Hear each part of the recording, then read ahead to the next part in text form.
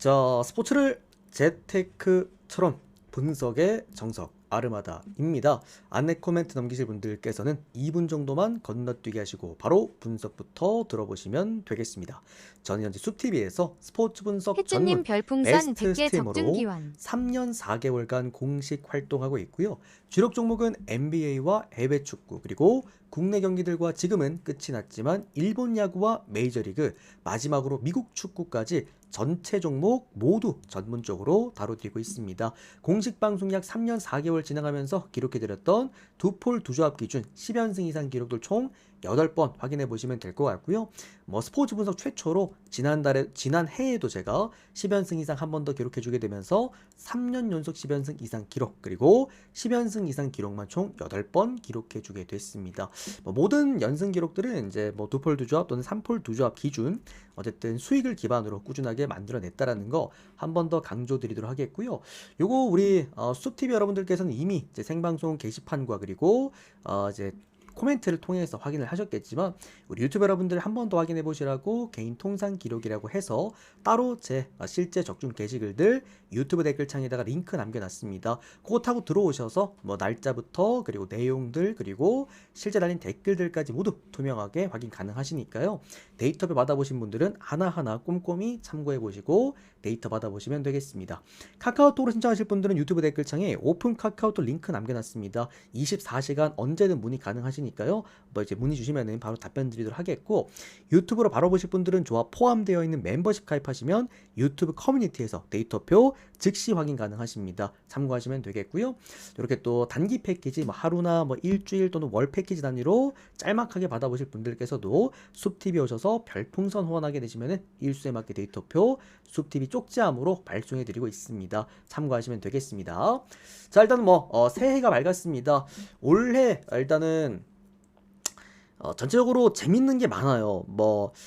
곧 있을 WBC, 그 이제 야구 월드컵도 있고요. 또 이제 곧 있을 또 축구 월드컵도 있습니다. 그만큼 그것도 3월달 되면 또 야구도 개막을 하고, 그야말로 스포츠인들이 기다렸던 올 한 해가 2026년이기 때문에 올해도 좀 좋은 성적들 많이 만들어 보도록 하겠고요. 또 제가 작년에 또 한번 10연승을 기록하게 되면서 또 3년 연속 10연승을 기록해 드렸던 사람인 만큼 또 올해도 10연승 기록들 못해도 한 3개 정도는 올해는 좀 뽑고 싶은데, 또 축구도 있기 때문에 또 잘 한번 해서 4년 연속 또 10연승 한번 만들어 보도록 하겠습니다. 또 항상 또 믿고 따라주신 분들 다시 한번 감사드리고요. 좋은 결과 올해도 많이 만들어 봅시다. 첫 번째, 소노랑 가스공사 오늘 주간 경기부터 한번 출발해 보도록 하겠습니다. 오늘 주간 경기들은 어제랑은 조금 다릅니다. 느낌이. 어제는 제가 분명히 주간 경기 어려울 거라고 말씀을 드렸는데, 오늘은 그렇게 어려운 경기는 사실 많이 없다고 생각을 합니다. 그러니까 결장자들도 좀 중요하기도 하고 라인업의 구조도 좀 잘 들어맞는 그런 느낌들이 많아요. 일단 소노랑 가스공사인데, 소노의 오늘 가장 치명적인 문제가 하나 있잖아요. 이제 이정현 선수의 결장 소식. 고양 소노란 팀은 애초에 외곽에서 게임을 하는 핸들링 팀이죠. 그러니까 나이트랑 캔바오의 어떤 4번, 5번의 외국인 강점에 대한 포지션도 있긴 합니다만, 얼리 오펜스를 쓰는 팀만큼 외곽에서 누가 게임을 리딩하고 운영을 하는 것인가, 이거에 초점을 굉장히 많이 맞춰놓고 게임을 하는 팀인데, 어쨌든 이정현 선수라는 슈퍼 핸들러가 빠진다라는 것은 전반적으로 소노 같은 이런 외곽팀 그리고 외곽의 그 볼의 흐름을 굉장히 중요시하는 팀에게는 다소 좀 치명적일 수가 있다라고 좀 말씀을 드리겠고, 특히나 가스공사 같은 경우에도 포스트에서의 수비가 안 되긴 합니다만, 나이트 같은 경우나 캔버 같은 경우에도 포스트 라인에서 어떤 그런 공격력들, 이런 부분 좀 고려해 보았을 때 소노 입장에서는 아마 오늘 외곽보다는 포스트 위주로 게임을 끌고 나가려고 하지 않을까라고 생각이 듭니다. 자, 가스공사 같은 경우에도 직전 SK와의 홈 경기에서 66대 67 또 한 번 저득점으로 패배를 했는데, 이게 물론 심판에 대한 그 문제가 좀 크긴 했어요. 그죠? 심판의 어떤 잘못된 판단으로 인해서 게임 자체 그리고 분위기가 넘어갔던 그런 직전 경기였지만, 전반적으로 강혁 감독이 이번 시즌 추구하는 농구의 색깔이 사실 뭔진 잘 모르겠습니다. 이게 오클라호마 썬더스를 표방한 지난 시즌 수비 농구를 했다라고 한다면, 이번 시즌 같은 경우에는 포스트의 수비가 아예 안 되기 때문에 외곽에서의 볼을 갖고 있는 시간이 너무 많고, 그러다 보니까 양우혁 같은 이런 이제 루키 자원들이 본인이 해결하려고 하는 헤지테이션 그런 움직임들도 많아요.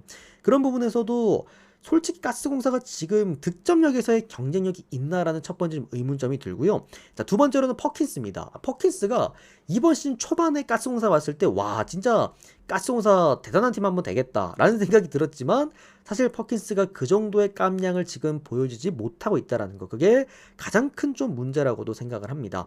자, 전반적으로요. 일단 정성우 같은 경우에도 조금은 살아나주면 가장 좋은 가스공사이긴 한데 어쨌든 3번 구간의 힘이 좋아질 수 있다라고 보는 거니까.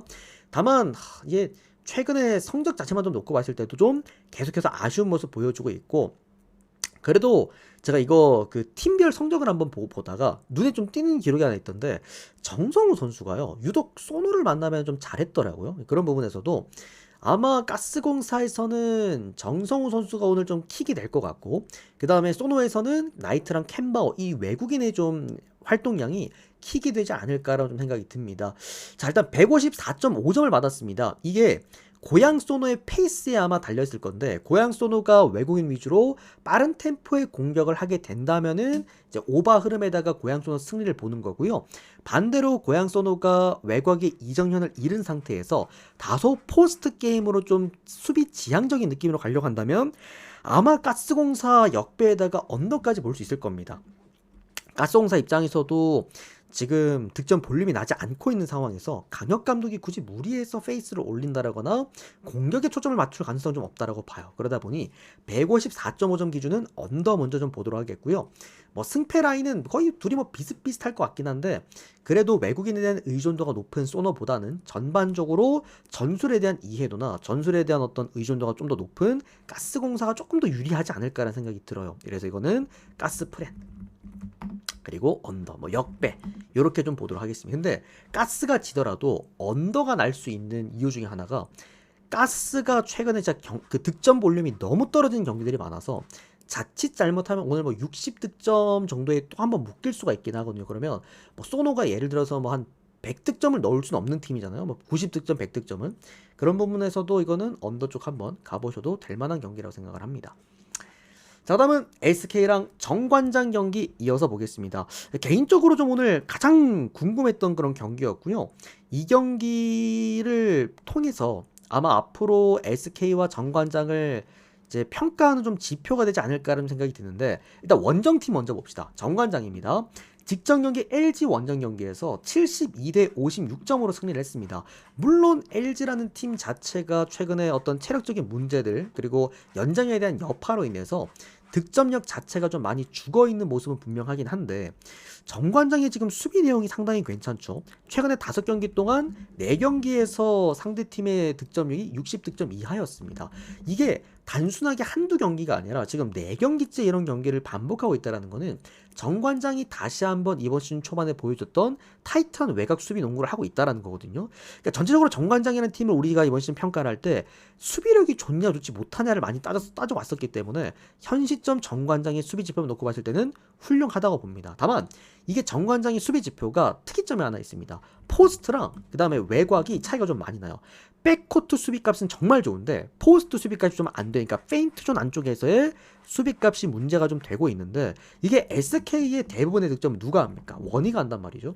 포스트 5번 자원들이 5번 자원에서 대부분의 득점이 나오고 있고, 지금 SK 같은 경우에는 그래도 김낙현 선수가 아직까지는 뭐라 그래야 될까요? 뭐 폭발력이 올라오지 않는다라고 좀 평가를 하더라도 저는 김낙현 선수가 5번을 굉장히 잘 써먹는 포인트 가드라고 판단을 하고, 항상 1번과 5번의 경쟁력은 저는 SK가 훌륭하다라고도 보는 입장이기 때문에 저는 이 경기는 정관장이 과연 오늘 외곽에서의 최근에 좋았던 그 퍼포먼스를 다시 한번 오늘도 보여줄 수 있을지, 이게 좀 첫 번째 문제일 것 같고, 자, 두 번째로는 이겁니다. 이제 정관장이라는 팀의 박지훈과 변준영 선수의 합. 뭐 어쨌든 1번과 2번, 그러니까 백코트에서의 합이 정관장이 최근에 굉장히 중요시 평가가 되는 이유가, 오브라이언트에 대한 기복이 최근에 좀 생기기 시작을 했고, 생각보다 정관장이 오브라이언트 제외하면은 쓸만한 외국인 자원이 없어요. 그러다 보니까 항상 국내 자원들 뭐 박지훈이나 변준영 라인에 외곽에 조금 더 중점을 두고 게임을 하는 거고, 은근히 정관장이 좀 3번이 약한 팀이긴 하거든요. 그러다 보니까 전체적인 수비 밸런스가 다소 조금은 공격할 때 문제가 될 수가 있겠다. 이런 부분에서도 SK 입장에서는 본인들이 잘했던 농구 있잖아요. 그러니까 빠른 템포의 농구. 오늘 한 번 더 해보면 어떨까 싶습니다. 오히려 정관장이 템포를 죽이고 외곽에서 수비 위주로 끌고 간다면 정관장이 꽤나 유리한 경기를 하겠지만 오늘 여러분 여긴 어딥니까? SK 홈입니다. 자, 그리고요. 정관장이라는 팀 자체는 이 SK 경기장이 잠실구장인데 잠실구장에서 지금 8연 제가 아까 분석할 때 8연패였나 9연패였거든요. 그만큼 이 잠실의 분위기에서도 그 정관장이라는 팀 자체가 성과를 사실상 못 냈던 팀이었다. 요렇게까지 한번 해석해 봤을 때 요 경기 저는 SK 승적으로 한번 보면 어떨까라고 좀 생각이 들고요. 언더바는 좀 그래도 정관장이 최근에 뭐 수비 밸런스를 좀 고려해 보았을 때 요거는 언더 쪽 한번 보도록 하겠습니다. 근데 언더반에서 좀 어려웠던 경기였어요. 그래도 굳이 꼽자면 언더 하나 보고 넘어가도록 하겠습니다. 참고하시면 되겠습니다. 자, 그다음은 배구입니다. 대한항공과 삼성화재 경기입니다. 뽀빠 형님 잠깐만요. 혹시 뽀빠 형님 연장이 되셨을까요? 우리 뽀빠 형님도 연장이 되셨다면은 저한테 형님 쪽지로 그 연장하신 날짜 하나 보내주시면 감사하겠습니다. 제가 그래서 얼마 전에 한 4일 전이었나요? 5일 전쯤에 한번 형들한테 그 패키지 확인을 한번 다 했거든요. 1월 말까지라고. 그거 형님 쪽지 하나만 좀 보내주세요. 바로 확인해드리겠습니다. 형님 그 별풍선 거기 들어가시면은 후원하신 날짜가 뜨거든요. 그 날짜 저한테 쪽지 하나 캡처 하나 해가지고 보내주시면은 바로 확인해드릴게요, 형님. 자, 그다음에 대한항공이랑 삼성화재 경기 가보도록 하겠습니다. 이게 중간중간에 미리 후원하셨던 분들이 연장하셨던 분들이 저번 달에 좀 계셔가지고 햇주 형님은 방금 후원하신 형님이신가? 바로 발송해 드렸습니다. 자, 그리고 이 형님이죠?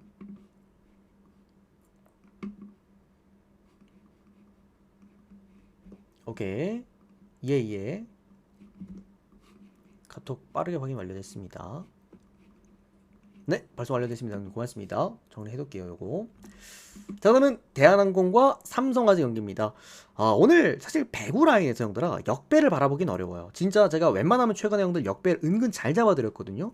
배구 구간에서도 역배 터지는 구간들, 뭐 최근에 OK 역배도 그랬고 역배들 생각보다 좀 잘 잡아드리는데, 근데 오늘은 역배를 볼 수 있는 건덕지가 아무것도 없는 두 경기잖아.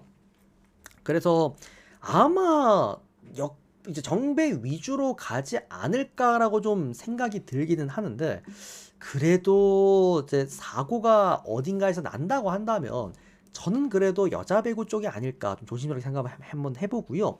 자, 대한항공이랑 삼성화재입니다. 이거는 제가 배구라는 경기를 평가를 할 때 늘 말씀드리지만 두 가지를 가장 크게 본다. 첫 번째가 외국인의 활용도, 두 번째가 세터다라고 말씀을 드렸는데, 지금 뭐 외국인도 그렇고 세터도 그렇고 또 하나 우리가 평가를 할 수가 있는 게 이 옵션에 대한 경쟁력이 얼마나 괜찮은가, 요거를 볼 수가 있거든요. 대한항공 같은 경우에는 하나도 밀리는 게 없긴 합니다.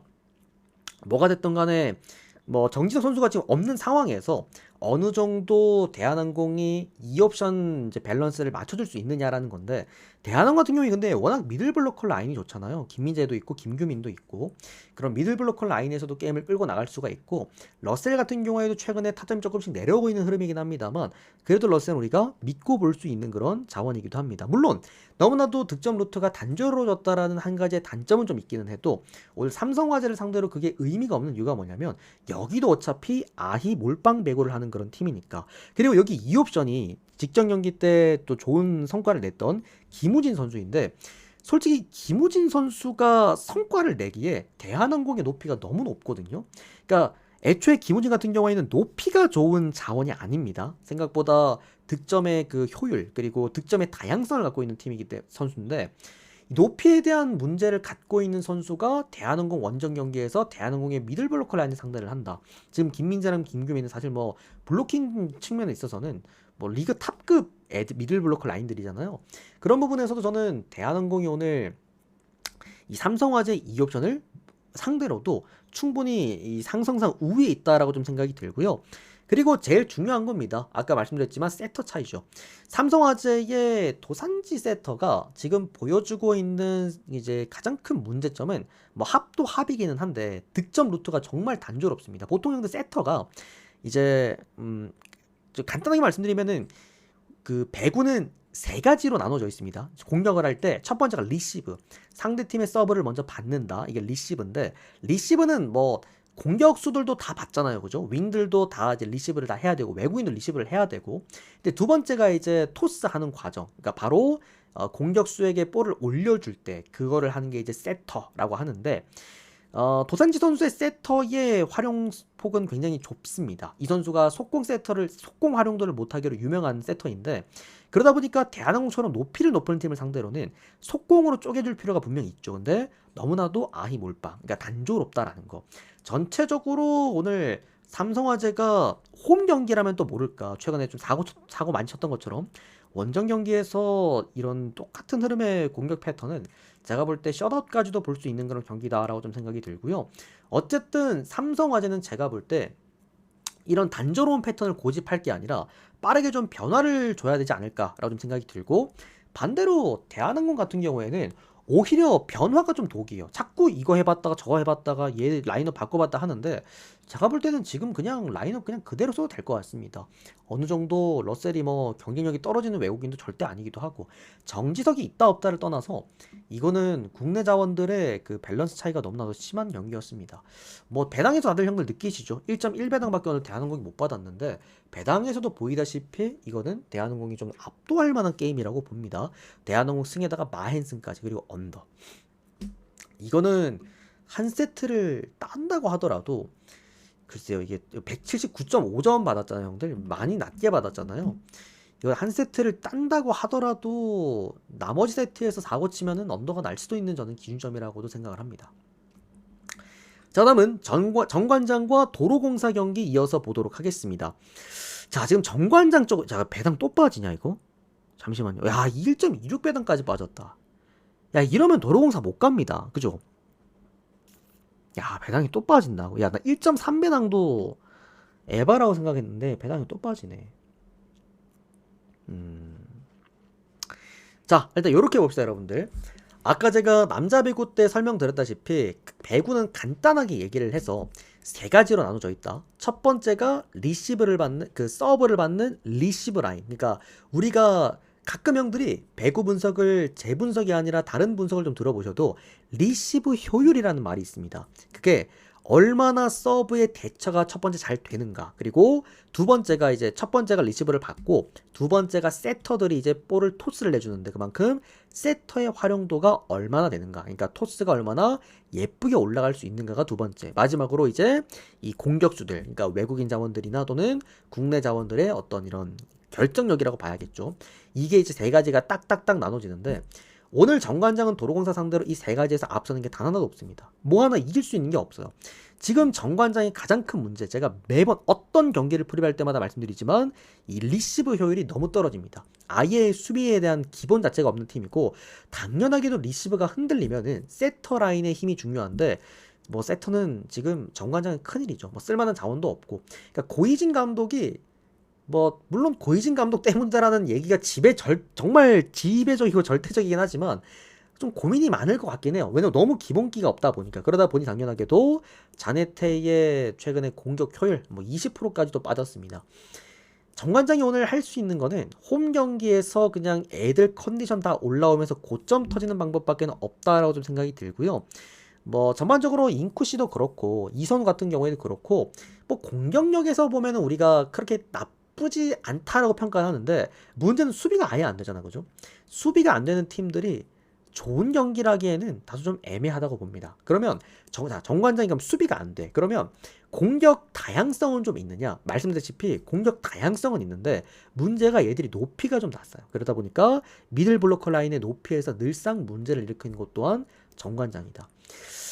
자, 저는 이 경기는 정관장이 이기면 주작이라고도 생각을 합니다. 그만큼 차이가 너무 많이 나요. 도로공사가 이번 시즌 1위일 수밖에 없었던 이유가 이 세 가지의 수비, 톱세터, 그 다음에 외국인 라인 이 세 가지가 완벽했기 때문이었는데 지금 뭐 모마 타나처럼 미쳤잖아요, 그죠? 모마도 직전 경기 27득점, 페퍼 막 셧다운 될 때 박살 내버렸고 타나차 같은 경우에도 상당히 훌륭했고 뭐 김세빈, 김세임 이 두 라인 미들 브로커 라인도 매우 훌륭하다고 봐야 될 것 같고 뭐 전반적으로 뭐 리시브 효율도 너무 잘 나오고 있고 잘해주고 있긴 한데 꼭 이런 경기 새해 첫 경기에서 사고 치는 경기가 이런 경기일 수 있다라는 거 참고만 해주시고요. 이건 도로공사 승 그리고 도로공사 마행승 보겠고 한 세트는 딸 거라고 봅니다. 그러면 오바라고 봐야겠죠. 그래서 오바라고 보도록 하겠습니다. 도로공사 승 마행승 오바. 근데 고이진 감독은 안 잘리나요?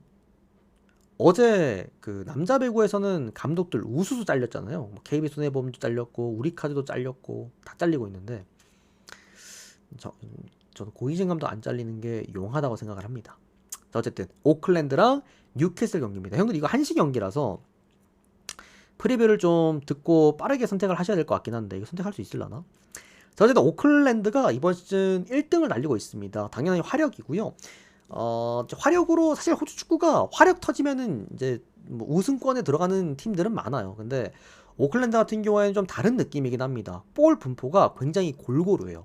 보통 오클랜드는 보통 호주 축구는 원톱 자원 하나나 아니면 이제 투톱 자원 보통은 이런 공격 라인에서 대부분 득점이 다 나오는데 반대로 오클랜드 같은 경우에는 1선과 2선, 많게는 3선까지도 득점이 나올 수 있는 그런 팀이라서 전반적인 득점의 다양성이 너무나도 좋게 평가되는 그런 팀이고 그러면서 리그 1위에 지금 위치가 되어 있고 반대로 공격이 되는 만큼 수비도 안 됩니다. 클레이스트 경기가 이번 시즌 거의 없는 오클랜드이기도 합니다. 그거 참고하시고 뉴캐슬 같은 경우에 오늘 결장자가 좀 많습니다. 여러분들 이제 중원 라인에서 좀 결장자가 좀 있고요. 뉴캐슬 제즈 같은 경우에는 직전 메가더전에서 뭐 4대5 시원시원한 경기를 한번 하기도 했죠. 뉴캐슬의 홈 경기가 조금 더 적극적이긴 합니다. 공격적으로 하고 원정 경기에선 다소 좀 수비를 내려놓고 경기를 하는 게 좀 있죠. 그래서 원정은 좀 수비적인 경기력 상태가 좀 있다. 반대로 뉴캐슬이 원정 경기 최근에 뭐 좋은 경기력 뭐 잘 지지 않는 경기력을 보여주긴 하는데 유독 오클랜드 원정 경기에선 좀 느낌이 달라요. 얘들들이 맞붙었다 하면 평균 4골은 나왔거든요. 그만큼 뉴캐슬 제치도 같은 경우 개츠도 그랬고 오클랜드도 그랬고 만났다 하면 어쨌든 다득점 경기를 많이 했다라는 거 그렇게 보시면 될 것 같습니다. 어쨌든 오클랜드를 다시 한번 말씀드립니다만 전반적으로 득점 분포가 굉장히 골고루 팀이기 때문에 제가 볼 때는 3.5점 받았잖아요. 이건 뭐 3대1 정도 스코어 예상해 볼 수 있다라고 좀 보겠고 오늘 오클랜드 심정은 결장자도 아무도 없습니다. 결장자도 아무도 없고 뉴캐슬 제치엔 오늘 또 중원 구간에 결장자도 좀 생기는 상황 4명 오늘 총 빠지는데 그런 부분들이 좀 있습니다. 다만 여기 뉴캐슬 같은 경우에도 주요 득점자가 빠지진 않는다. 별풍선 그것도 1000개 참고하시면 되겠습니다. 그래서 저는 오클랜드 승, 오클랜드 1 마행승 그리고 오버까지 모두 함께 보시면 되겠습니다. 우리 카푸치노님 고맙습니다. 잠깐만요. 형들 아직까지 표 못 받으신 분들은 바로바로 말씀 한번 부탁드립니다. 자, 그러면 웨스턴 시드니 그리고 메가서 경기입니다. 아까 직전 말씀드렸습니다만 역시나 화끈한 경기를 하고 왔던 메가서였습니다. 메가서 여러분들 원정 경기는 사실 수비값을 기대하고 가는 경기는 아닙니다. 메가서는 늘 그랬어요. 원정 경기에서 수비에 대한 문제점이 너무나도 크고 얘들이 이제 공격 볼륨 한번 올라와 버리면 이렇게 막 멀티, 막 트리플, 막 3득점을 꽂아버리는 것 또한 역시나 이 팀의 강점이기도 합니다. 오늘 뭐 지동원도 빠지고 오늘 메가서에 또 결정자가 너무 많잖아요. 근데 얘들은 이번 시즌 초반부터 그러긴 했었습니다. 전체적으로 결정적으로 많았는데 다만 메가서의 지금 주요 핵심 원톱이라고 평가되는 해리소야 오늘 나옵니다. 전혀 문제가 없고요. 팀 최다 득점자입니다. 지금 얘가 득점왕 경쟁을 하고 있죠. 나올 수 있고 그리고 웨스턴 시드니 같은 경우에도 뭐 전체적으로 이 팀이라는 최근에 웨스턴 시드니의 가장 큰 문제점이 득점은 꾸준하게 나와주긴 하는데 실점도 꾸준하게 나와주고 있기 때문에 이 무승부 비율이 너무 높고 그리고 최근에 4경기 동안 리그에서 승리가 없기도 합니다. 그러니까 웨스턴 시드니 같은 경우에는 홈 경기에서 오히려 좀 보수적으로 게임을 하는 측면이 있어서 이게 원정팀에게는 다소 좀 부담스러운 원정이라고 평가가 되긴 하는데 지금 메가서의 득점 볼륨이면은 오히려 수비적인 게임을 하는 게 웨스턴 시드니 입장에서는 좀 더 득이 될 가능성이 높다라고 좀 생각을 합니다. 또 추가적으로 메가서가 웨스턴 시드니만 만나면은 꾸준하게 다득점 경기를 해왔고, 그리고 뭐 멀티 득점도 꾸준하게 또 넣어줬던 그런 좋은 상성도 갖고 있어서 메가석원을 원정 경기에서 역배를 받았다라고 한다면 프랜승 한번 접근해보고 싶고요. 그 다음에 오바 한번 접근해보고 싶습니다. 양득 가능해 보이는데, 근데 웨스턴 시드니가 지금 오늘 결장자도 아무도 없기도 한데 최근에 홈 경기에서 너무 보수적으로 게임을 해. 그러다 보니까 득점이 잘 안 나오긴 합니다. 그게 좀 애매했던 경기였어요. 그러니까 프랜승을 가자니 이게 좀 1대0 막 이런 사고가 날 것 같고, 오바를 가자니 웨스턴이 또 골을 못 넣을 것 같기도 하고, 그런 느낌이 들었던 경기였다. 프랜승이랑 오바 적당하게 형님들이 눈치껏 잘 챙겨서 한번 배팅 한번 해보시기를 바라겠습니다. 자, 여기까지 오늘 주간 6경기 깔끔하게 프리뷰를 끝 맞춰드렸고요. 오늘은 NBA도 있지만 그 해외 축구도 오늘 많거든요, 여러분들. 그래서 또 해외 축구 구간에서도 오늘 또 연승 도전이기도 하고, 또 한번 좋은 결과 한번 노려보도록 하겠습니다. 자, 오늘 여기까지 프리뷰 깔끔하게 끝 맞춰드리겠고요. 더 궁금하신 거 있으시면은 또 수티비 여러분들은 질문 주시면 되겠고, 우리 유튜브 여러분들께서도 도움되셨다면 좋아요, 구독 많이 눌러주시고요. 그리고 데이터 필요하신 분들은 유튜브 댓글창에 오픈 카카오톡 링크로 24시간 언제든 문의 주시면 답변 드리도록 하겠습니다. 현재 또 지금 새해 이벤트 진행 중이고요. 잠깐만요. 이벤트 어디냐? 새해 이벤트 형들 지금 진행 중이고, 혹시라도 참여하실 분들은 또 이게 단가는 조금 다를 겁니다. 여기 수TV 한정 이벤트라서 단가가 조금 다르긴 할 건데, 그래도 카톡으로 연락 주시면 제가 빠르게 또 안내 드리도록 하겠습니다. 올 한 해도 좋은 결과들 쏟아내 드려 보도록 하겠습니다. 오늘도 시청 감사드립니다. 고맙습니다.